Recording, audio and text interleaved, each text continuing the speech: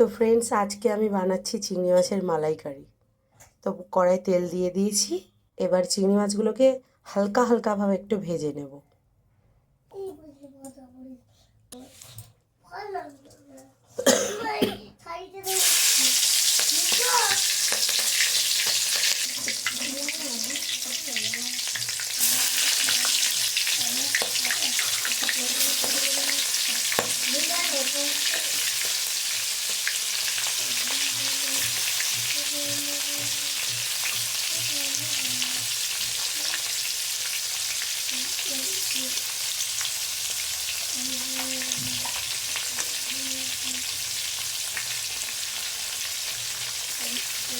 চিংড়ি মাছগুলোকে হালকা হালকাভাবে একটু ভেজে নেবো, এপিট ওপিট করে।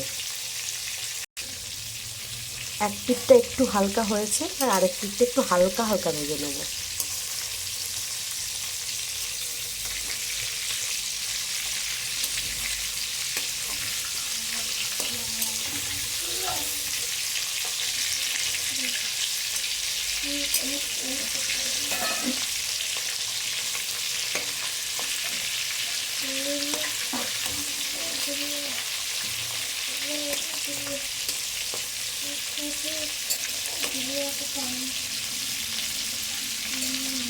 এবার চিংড়ি মাছগুলো তুলে নেব।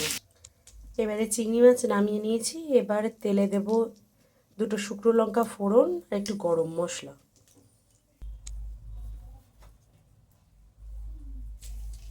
একটু গোটা গরম মশলা দিয়ে দিলাম।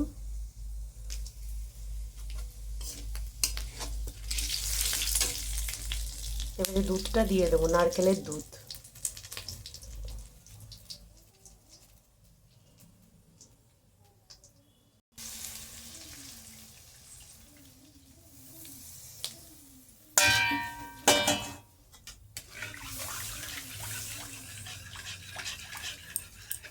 এবার নারকেলের দুধটাকে একটু ফুটতে দেবো আর একটু লবণ দিয়ে দেবো। নারকেলের দুধটা ফুটে এসছে। এবার একটু সর্ষে বাটা দেবো, তারপর দিয়ে দেবো গরুর দুধ।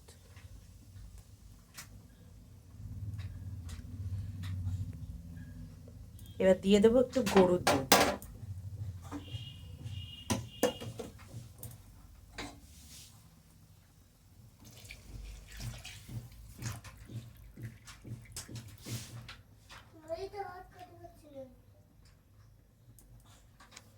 দুধটা দিয়েছি, এবার একটু কিছুক্ষণ ফুটতে দেবো আর একটু স্বাদ অনুসারে লবণ দিতে হবে আর একটু সামান্য চিনি। আদা রসুন পেঁয়াজ বাটা এগুলো অপশনাল, কেউ দিতেও পারে কেউ নাও দিতে পারে।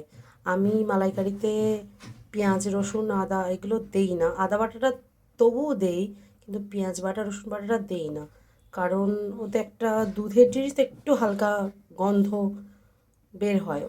এই কারণেই আমি আদা রসুন বাটাটা দিই না, মানে পেঁয়াজ বাটা রসুন বাটাটা ওই জন্য আমি দিইনি। ওগুলো অপশনাল, ওগুলো চাইলে তোমরা দিতেও পারো নাও দিতে পারো। একটু সামান্য চিনি দিয়ে দিলাম।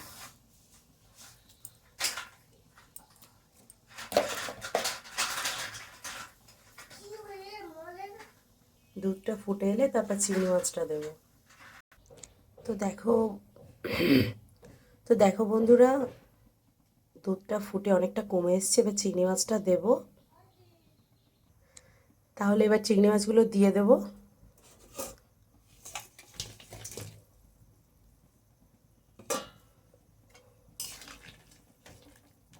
দিয়ে সামান্য একটুখানি ফুটতে দেবো, তারপর গুঁড়ো গরম মশলা দিয়ে নামিয়ে দেবো। এবারে হয়ে গেছে। এবারে গুঁড়ো গরম মশলা দিয়ে নামিয়ে দেবো।